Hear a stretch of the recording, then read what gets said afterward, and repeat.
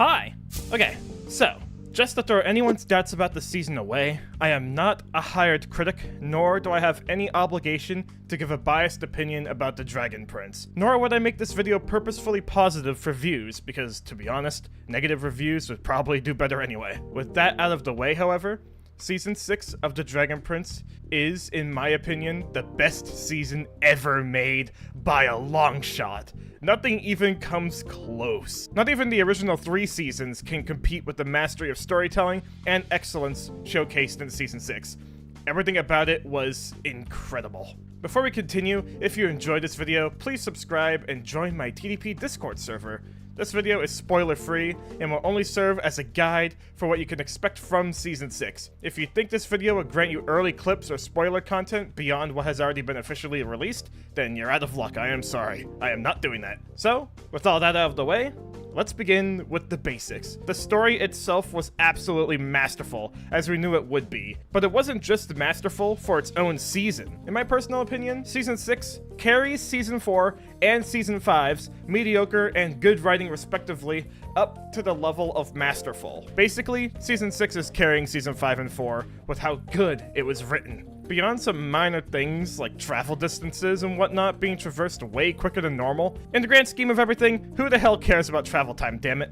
What I care about is how this season ties into the ones before it. Season 6 brought back things from Seasons 4 and 5 which were previously left as unfinished, and it finished them, or at least made them relevant. I need you to kill me. The plot was paced in a way that made the season feel long, while also maintaining its normal runtime. Well, sorta, its normal runtime. I cannot elaborate further. The characters all felt amazing, especially the main characters. There wasn't a single character who I felt missed the mark. There wasn't a single character that felt underused, and oh my god, the animation of this season. We've seen a vast improvement before from Season 4 to Season 5, but let me tell you, that improvement is minuscule compared to the jump in quality between Season 5 and Season 6. Season 6's animation is probably gonna be my biggest gushing point about the season's overall quality after the official release.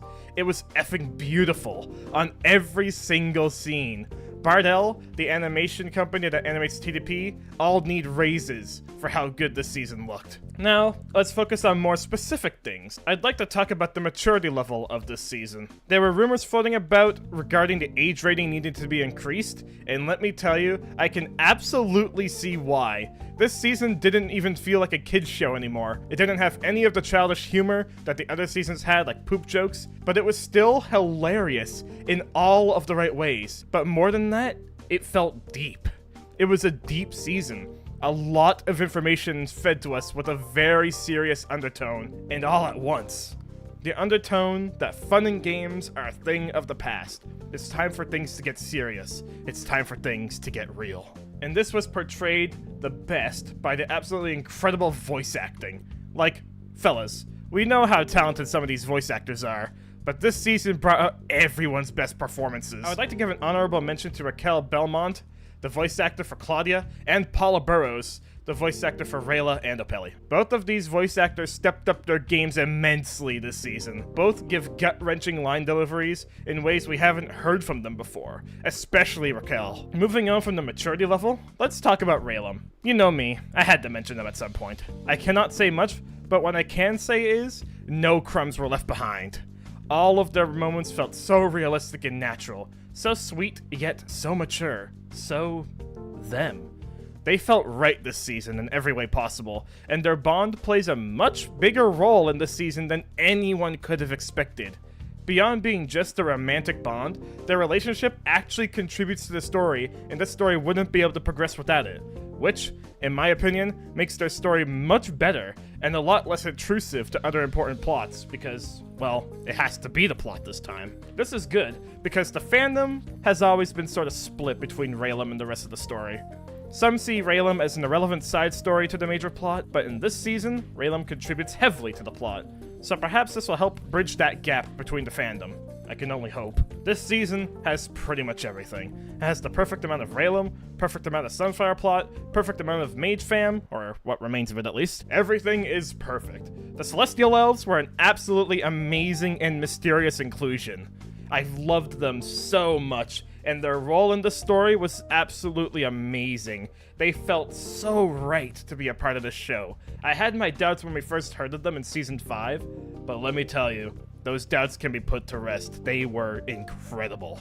The conflict between Janai and Karim was handled in a way that actually made me enjoy the Sunfire plot after previously despising it. And, of course, as always, Erebos delivered on all fronts. There was quite literally nothing about this season I didn't like. It was such an enjoyable watch, and I think this season is going to score much higher on places like Rotten Tomatoes. It's entertaining, enthralling, funny, beautiful, happy, sad, epic, and stressful. God damn, this season was stressful. The writers of the show need to receive some kind of reward for continuously dodging an entire fandom's worth of predictions. Absolutely nobody has predicted how this season will truly go, and that right there is the sign of good writing. Even with an entire fandom of genuinely smart people trying to predict what will happen, the writers have still managed to make this entire season completely unpredictable. The last few episodes had me shocked to the core. I couldn't look away even if I wanted to. And I do think that's all I can get into without going into specific spoilers. If you've been thinking about watching Dragon Prince for the first time, this season is absolutely an amazing reason to try it out. I would like to wish everyone good luck with watching this season. You're gonna need it. Please let me know in the comments if you have any questions. I would like to thank Wonderstorm and Netflix for letting me watch this season early, and I would like to thank you for watching. Join my Discord server. Bye bye.